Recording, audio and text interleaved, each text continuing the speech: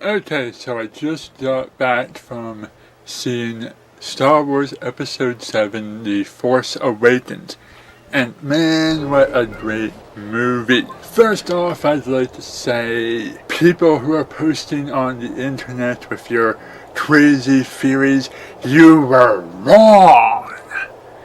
Nobody told anything on this. Every theory that people had about what could possibly happen in this movie, who's good and who's evil and who's alive and who's dead and all that other stuff, they were all wrong. I didn't hear anybody call anything on this. This was a completely unpredictable movie, and from the trailers everything was overthought, and it just was full of surprises. So, what exactly happened in this movie and what did I think of it? Not in the most spoiler-free way possible, but also summing up the movie in the way of which I'm about to do, we have a couple of new characters in our universe. A character by the name of Rey, who travels with a character by the name of Finn, along with their tiny sidekick. They're on a kind of ship graveyard that used to be some major battle scene, and there's all these downed AT-ATs and crashed X-Wings and TIE fighters and a giant Star Destroyer that's hit the surface.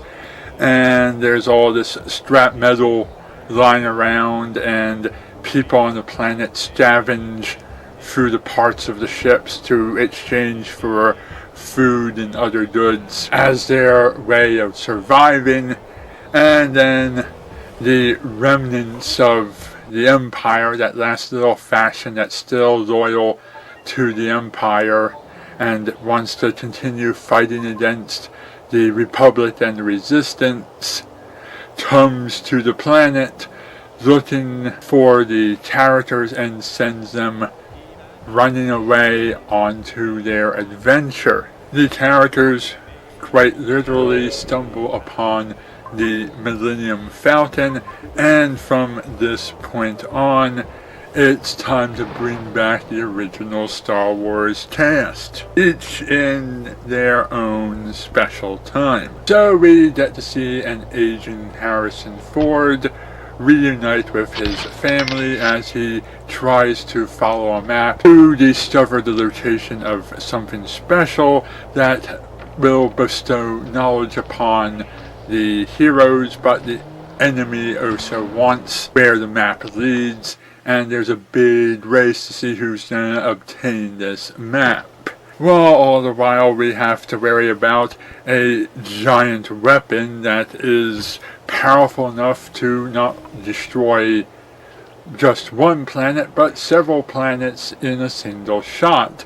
And it's powered by draining suns. On top of all this, we have a dark side, light side lightsaber battle between two important characters, and a character that reminds me of Edna Mode stepping in to give everybody wisdom. The story draws influences from the Expanded Universe book series without making the book series canon or directly copying the books. It takes the loose seeds of ideas that were in the books and flips them around and turns them into something different and unexpected. Now, one could debate that it is a shame to lose excellent Expanded Universe characters like Mara Jade, Jason and Jaina Solo, Ben Skywalker, and the events of the novel Vector Prime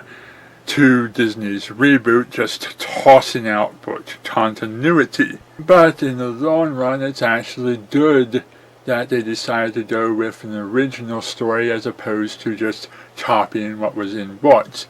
If the movies had just been the books in live action form up on the big screen, then anyone who read those books would already know how the story turns out, and there would be no surprises. Not to mention the fact that anyone reading the books would be constantly comparing the books to the movie, and they would set too high a standard, and they would complain anytime the movie was anything different from what happened in the book. So I'm actually kind of glad that they decided not to follow the books so closely and went with an original idea. And even though there's some original ideas going on, there's still a good amount of what we know and love from Star Wars, not just in the background characters being familiar and some of the returning cast members, some favorites being included and other favorites being mysteriously absent with no explanation, but they also lifted a good amount of Episode 4's plot and rearranged it for the plot of Episode 7, telling almost the same story, but just slightly different enough to make it interesting. A lot like what J.J. Abrams did in Star Trek Into Darkness. The final thing that I think was good about this movie, without going into spoilers, is the fact that we've modernized things and updated our cast and given ourselves racial diversity, species diversity, and gender diversity, including making a black guy and a woman two of the main characters, when previously Star Wars had been a white male-dominated movie franchise. Overall, it was a really fun experience. Star Wars has returned to being what it was always meant to be, and is no longer the disappointment that we see from the prequels, or at least two of the three prequels. This leads me with a little bit of a list of things that I'd like to see happen in the next part of the story moving forward. I would love to see Lando Calrissian happen in the next movie. Gotta see Luke Skywalker train his new pupil. We got to see the villain of the story get trained in the dark side, because he wasn't a fully realized dark side user and still had a great amount of light side conflict, and was still lacking a lot of skills, as he took way too many defeats in his final conflicts. Both the hero and the villain seem to need a great deal of training before they can be fully realized as the awesome characters I hope they'll be by the time we get to Episode 9. See more returning original minor characters, like Wedge Antilles, for example.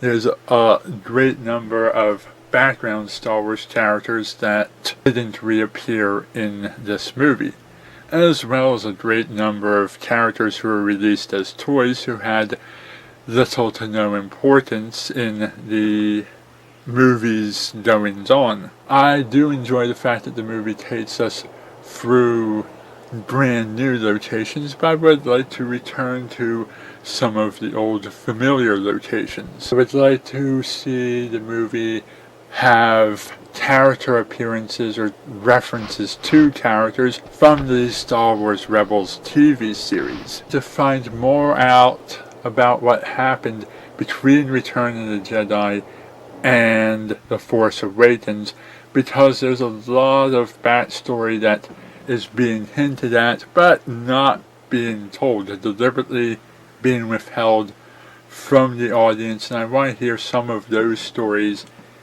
get told a little bit more. I want to see Force Ghost appearances from Yoda and Anakin Skywalker, and maybe even Force Ghosts of Obi-Wan, Mace Windu, or some of the others. I'd also like to see a few references to some of the expanded universe characters, just to say that maybe they haven't been completely eliminated with the reboot, and maybe some of them are still canon in some way or another. Although I'm getting the feeling like this movie is clearly hinting that nothing from outside of the 6 movies is actually going to be considered canon. Kind of hard to say if we will ever have a true follow-up on things like the holiday special and the 2 Ewoks movies, or anything that we've seen in the cartoon series, or even if we'll follow up on characters that were used in the games or the comics or the books. And the final thing, at least for now, that I would like to see is an epic force or lightsaber battle involving Princess Leia. I might think of other ideas to add to this list. If I have anything else to say, I'll mention it in a future video. Until then, thank you for watching and good night.